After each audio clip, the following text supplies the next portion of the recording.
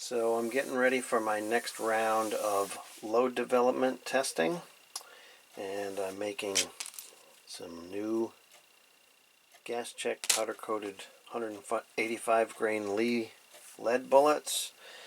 I've resized 30 new pieces of brass. I'm starting with brand new brass, fresh bullets.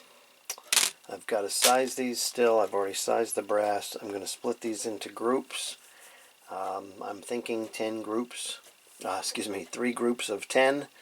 So 3 groups, 10 each. I've got 2 loads I'm going to test with different primers, same charge load.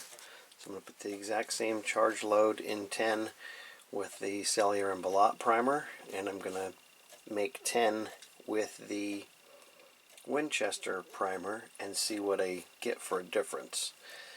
So same powder charge, different primers. Test them head to head, see if my point of aim, point of impact is different, see how my groups are. Then I've got my varget load, that's going to be the 3rd load, and I'm probably going to make 2 different varget loads. I'm not sure yet.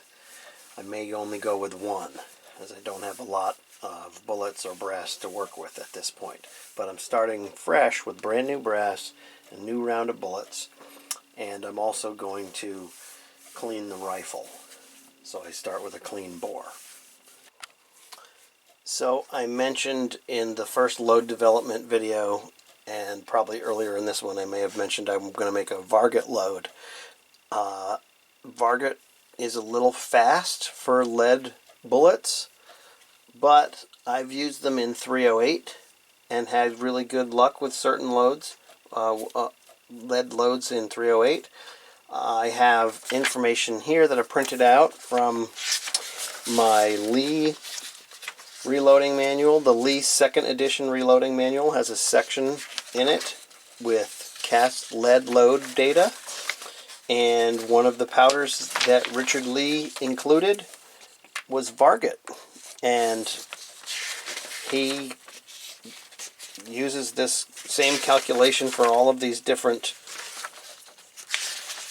powders that you wouldn't normally associate with lead hand loads, but one of them is varget.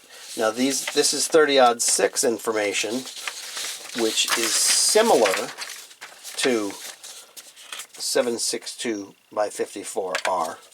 It is not the same. It is similar.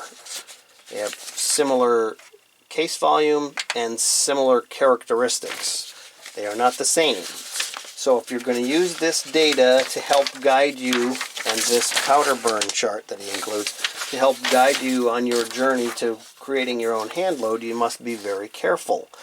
You also will notice that in most charges and most weights, in all reloading manuals, if you compare data, if they even have data, for the Russian 7.62 by 54R, the rimmed cartridge, if they have data, and you compare bullet weights and powders to 30-06 Springfield, you will notice that generally you use a little bit less powder for the same charge, or a similar charge with a similar weight. You probably a grain less or so as a start weight, and a grain less or so as a maximum. So if you're going to extrapolate off of that, you need to be very careful. You need to tread lightly. Okay, so for my varget loads that I'm going to make, I'm taking some of my data from here, starting low, and I'm going to work up slowly somewhere around the mid-range on his chart for these bullet weights. Now I'm going to use 190, but then there's issues where he may not have the exact weight in here. Again, if you're going to extrapolate or try to come up with your own numbers, you need to start in a safe place and be very careful, because nobody wants to hurt anyone or ruin a gun, lose an eye. You know, this is real. It's serious. You need to be safe. In everything that we do, safety should be our first concern.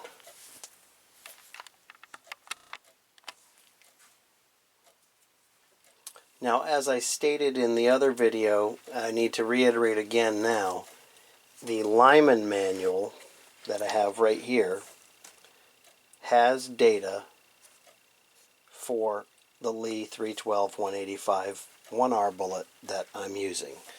So the lead cast data in here is safe. It's the 4th edition Lyman Cast Bullet Handbook. And it has data for 2400 that I'm using, and it has data for Reloader 7 that I'm using. So that's a safe, trusted source to get data from. And I recommend, if you're going to use lead bullets, that you get this book and you use the data in here to help you develop your own load. I'm going to wipe off these cases, measure them, prime them, expand the necks slightly, and we'll give them a little taper so that they can take the bullets. And I'm also going to finish putting my gas checks on the rest of my purple bullets that I made. And then I need to spray them lightly with case lube and size them. So these come out of the die around 312.